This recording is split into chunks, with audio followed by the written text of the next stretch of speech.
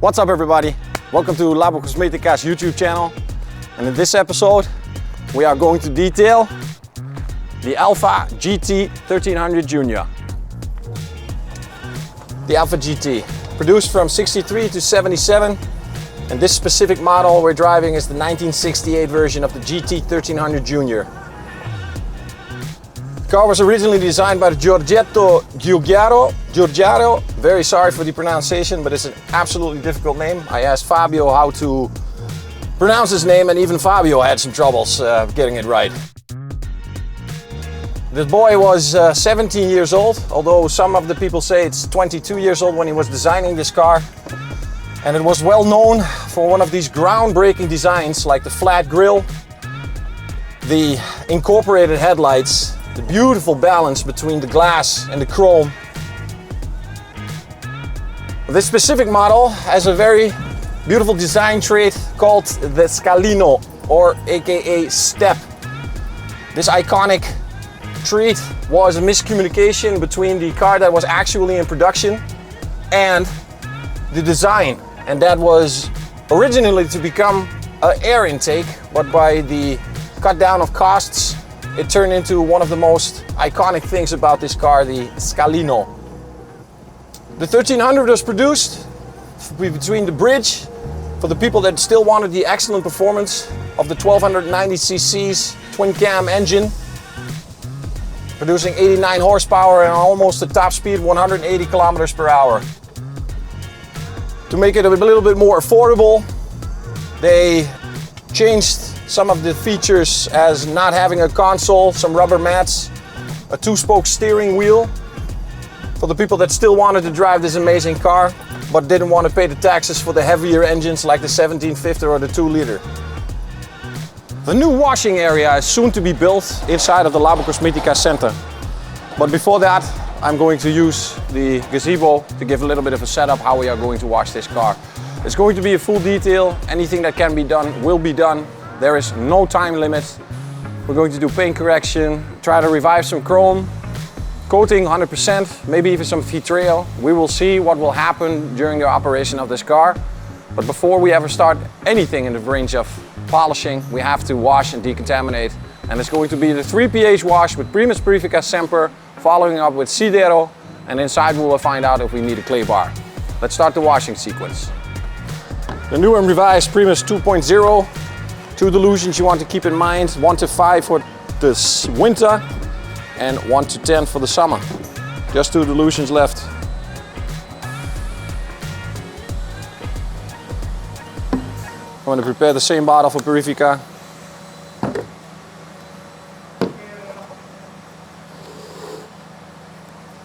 I'm going to do also 1 to 10 in here.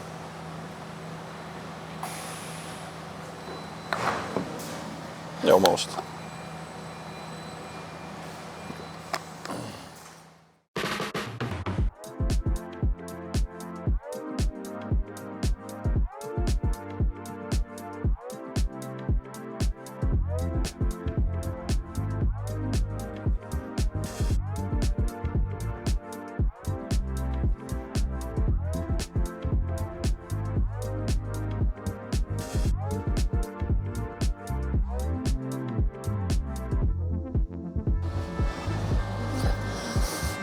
As you can see, the foam has been changed. I used to say there's no such thing as too much foam, but to maximize dwelling time, the only thing we need is a very thin layer to do the detergent-like power working. The foam layer this thick drops down too fast, accumulates too much on the surface, doesn't get maximum dwelling time, doesn't get clean. And especially when working with cars like this in 1968, there were no pressure washers. There was nothing like the sort, or at least in the range as what you have today. So delicacy is most important. One of the gaskets here, the rubber closure, could be that they are leaking and may accumulate water somewhere in the car that later turns into rust. So I'm going to be extra careful when I'm rinsing from a distance, more than I would do with a normal modern car.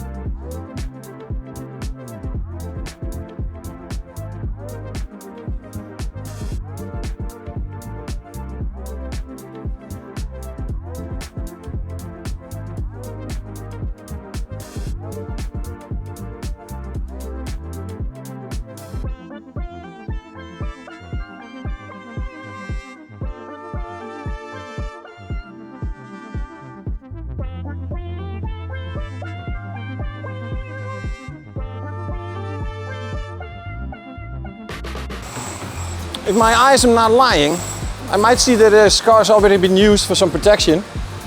Got some beautiful beads here, got some beautiful beads here.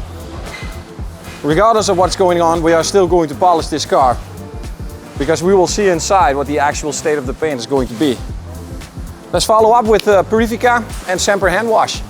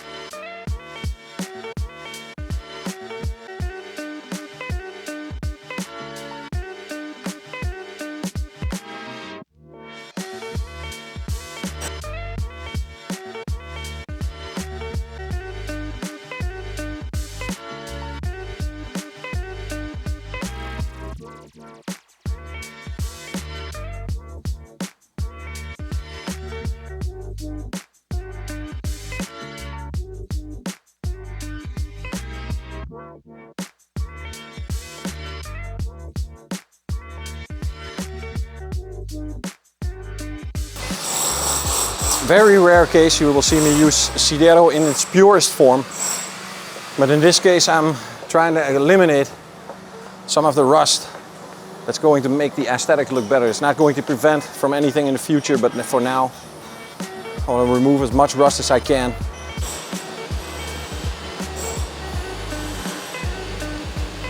The orange yellowy, meaning the lime scale, the purple meaning decontamination. I drink a little bit too much coffee. We're going to give Sidero some dwelling time. And the dwelling time, we are far beyond 10 minutes already. In the meanwhile, instead of social media drying a car, I'm going to really dry a car.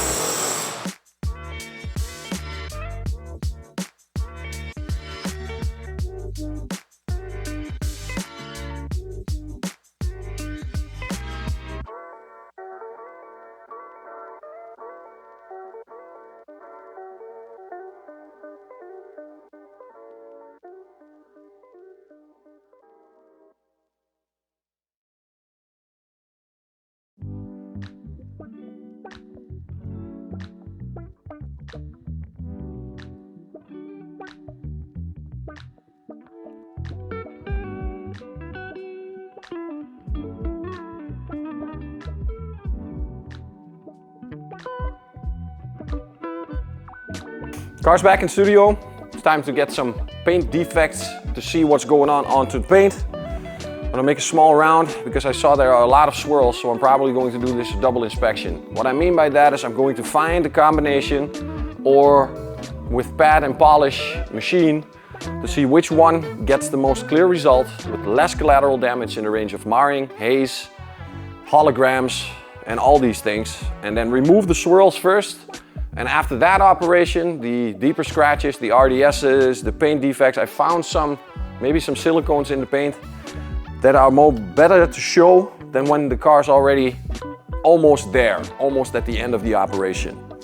So let's turn off the lights, see the state of the paint as it is right now.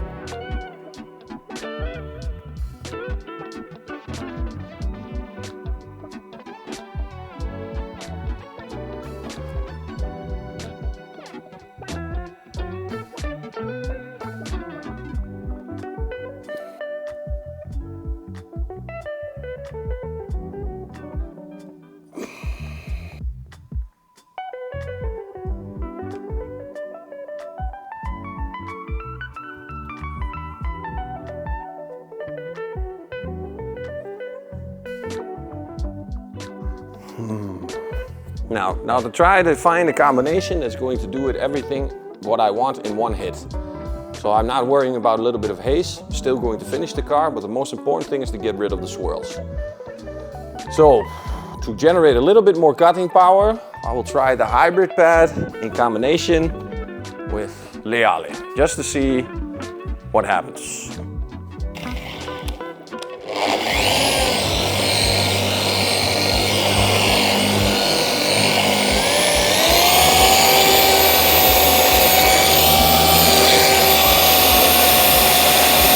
Okay, this is the first hit. The scratches here I made myself with the towel. The paint was probably a little bit too warm, so it's easy to make these kinds of scratches. It's a little bit warmer. Where we came from here, the oxidation is gone. We are here. This is pre-Veritas, so I'll probably have to check after Veritas when the paint is completely cooled down. But for now, this is what I tried with the foam pad. Just in between.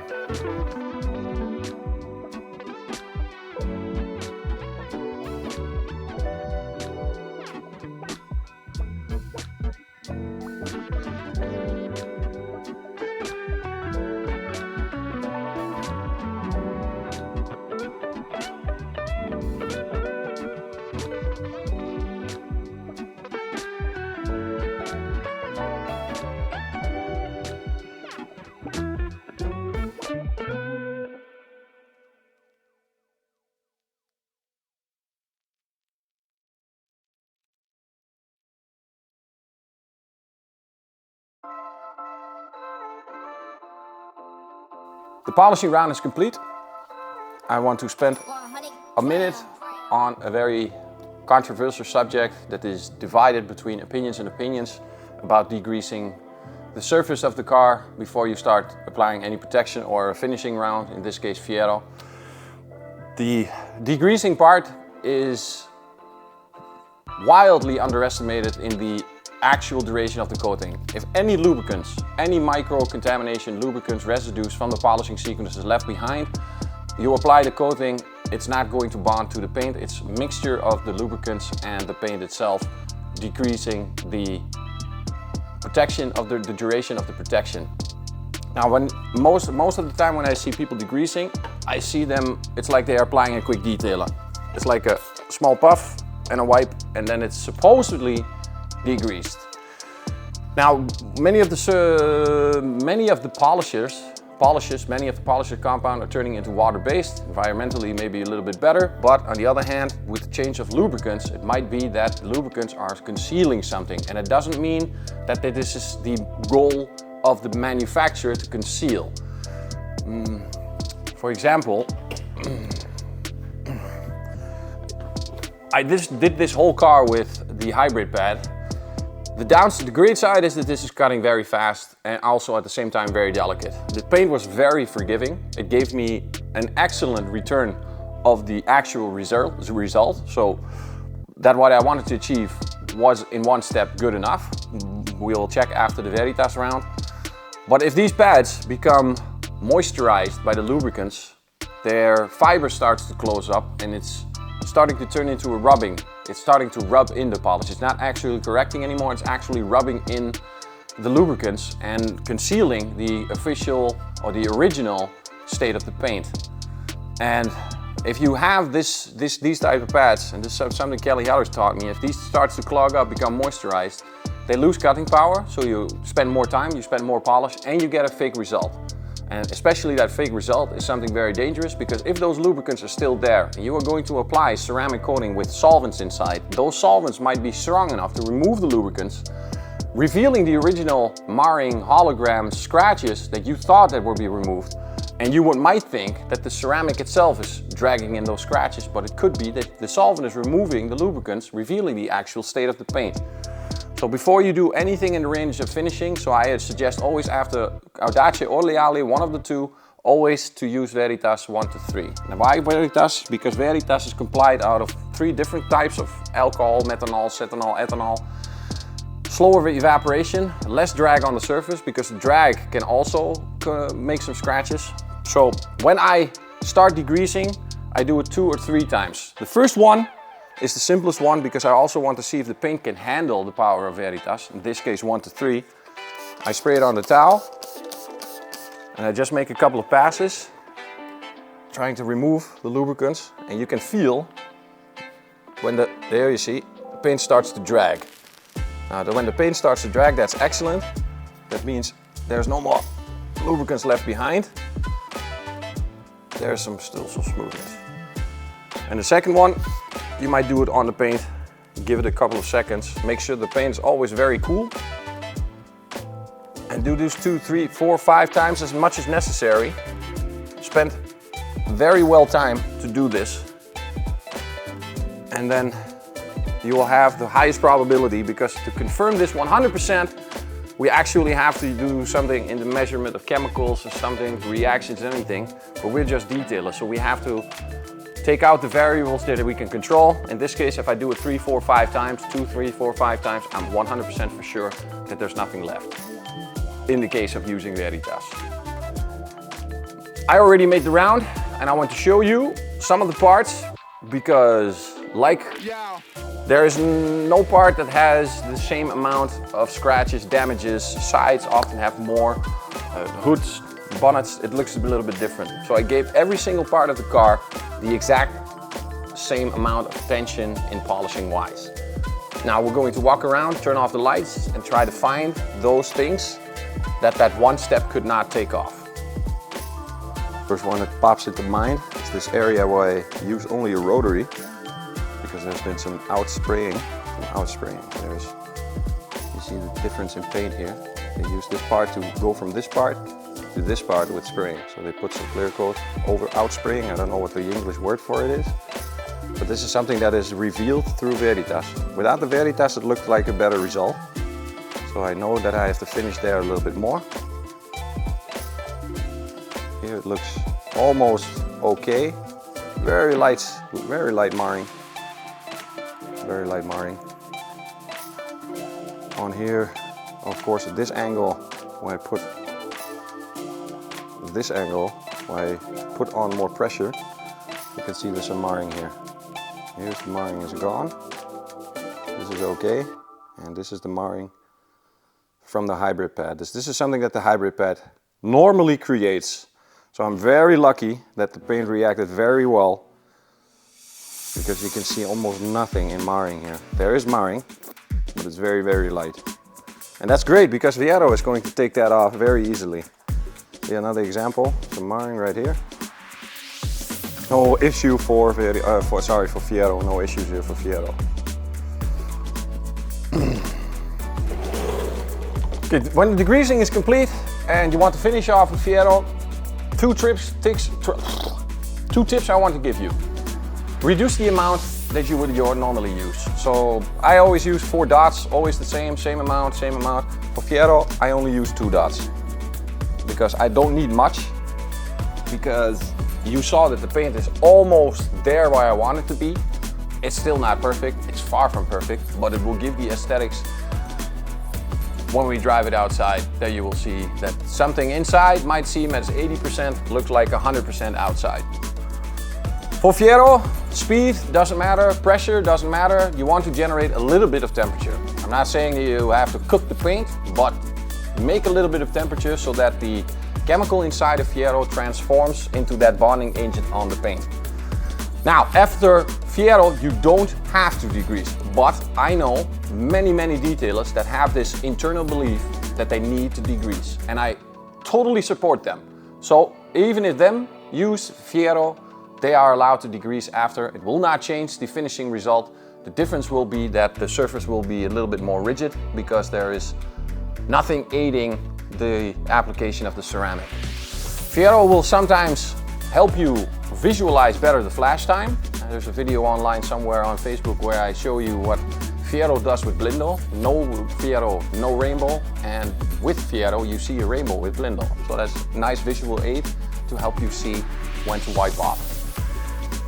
It's just rubbing, so there's no technique. You can up, down, left, right, whatever. Just find a pad that doesn't create any marring and just rub it in and make it happen, and then spend not too much time on this, because if you're very close to a finishing result, there's no need for extra cutting. Sometimes maybe, but most of the time I try to finish like this. So this is a jeweling round, something I just enjoy to do because it's not too much effort, and just very relaxing, getting close to that finishing result.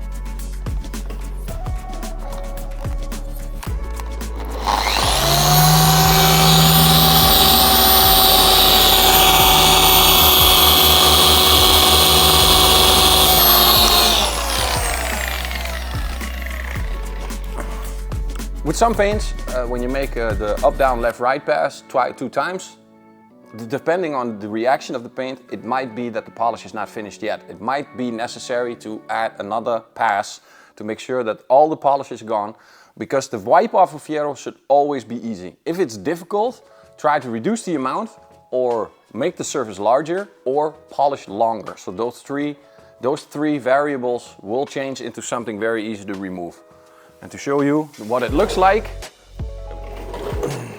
the amount you're looking for, this is under TL light. Oh my God. See, it's a little bit greasy. But if I do like this, very easy to remove. No effort, especially in this phase, you don't want any effort anymore. Be very easy to remove. If it's easy to remove, you know 100% for sure it's finished. If it's a little bit tacky or a little bit more rigid, either polish longer, use less, or enlarge the surface.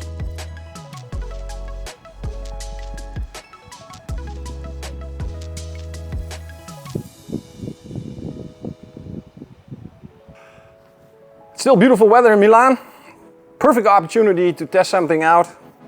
Something we've been thinking about a lot, especially when we're redesigning some of the new coatings that are coming out soon, maybe not, maybe very soon, maybe a little bit later. One thing is for sure, some of them are coming out, and one of them is HPC 2.0. We see many things in the world of valeting. Coating a car outside is very difficult when you have a brand stating that you need a unit, a certain amount of coatings per year, blah blah, I don't know, whatever, but that means the whole valeting business is getting left behind, putting a coating on outside.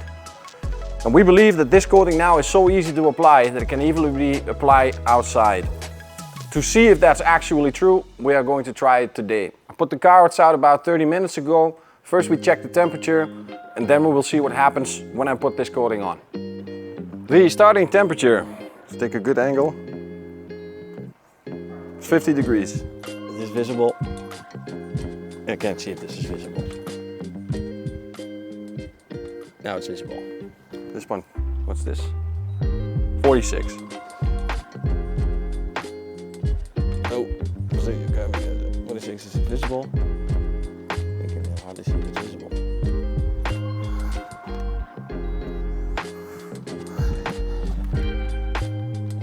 Freestyle. Okay. We've got the starting temperature. For demonstrational purposes only, to see if it is possible, because we changed some things to make life and coating application easier. There we go. That's because it's a test and I don't want to redo the test everywhere. Just going to do this top part.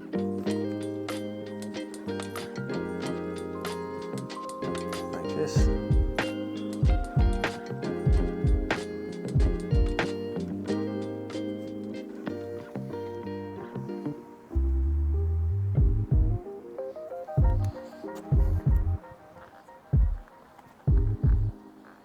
Okay. Maybe I could use the same test as I always do. Start to wipe off a little bit, part by part, with a certain amount of time being passed, to see if there is a moment where it becomes very uncomfortable or very difficult to remove. Let's try this.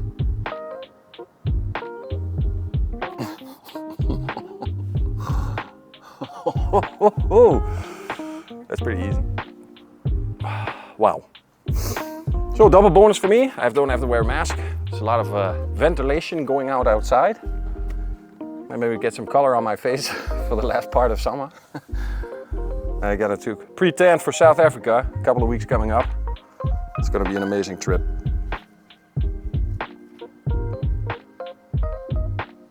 Wow.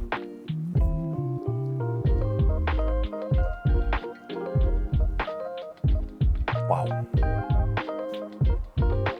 What can I say? It's 51 degrees, 47, 46, 51. Putting a coating on outside. It's not the same HPC as it was.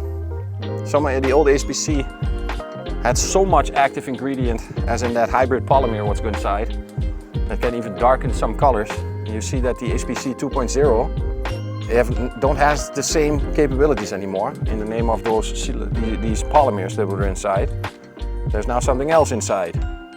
And that something else, I have to ask the chemist what it actually is, because this is ridiculous. I'm in full sunlight, 50 degrees, putting on a ceramic coating, or in this case a top coat, HPC, without any issues. We have no high spots, because it's not the same product anymore. Oh my Lord.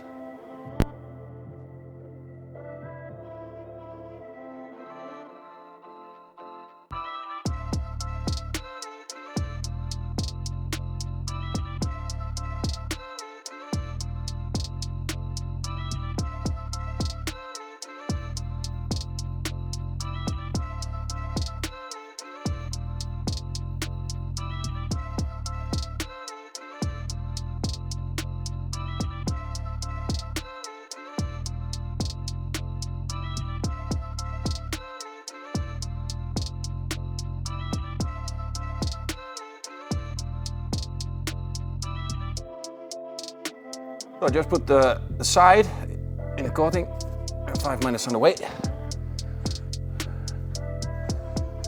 The challenge was to see how much surface can we do at one time before wiping off. This coating should give you easier life, easier application, less product, less towels, more forgiving, so in the range of less high spots, because the content or the ingredients inside changed. So it's not the original hybrid polymer that we used in the original HPC. This is something completely different. I'm going to check one panel.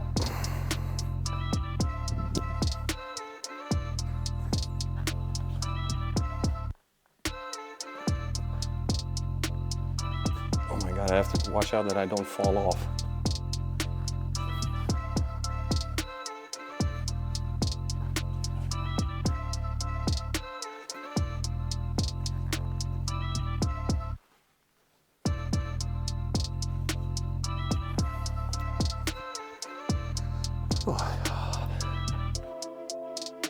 Still going strong.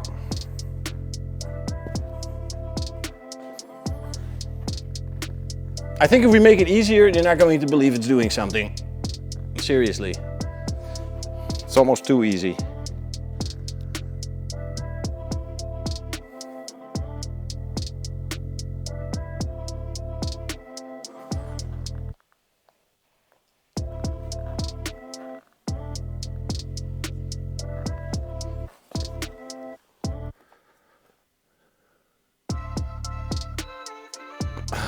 Just because I can wait for hours. I already tested this in Singapore. I can wait a very, very, very long time.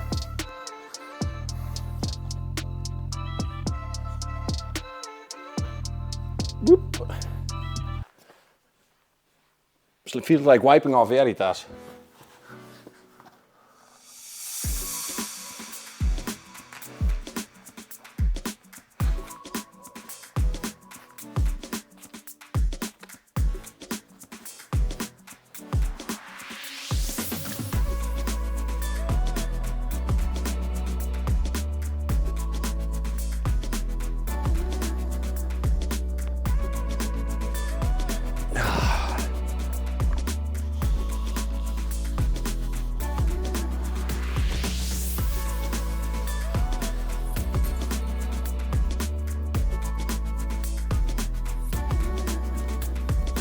Ladies and gentlemen, the final inspection is complete.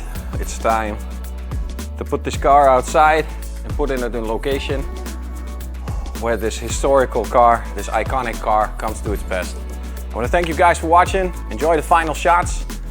See you to the next video. Can't wait to make it because there's more to come from this car. We got the inside, we got the engine bay, maybe some undercarriage. I have no idea.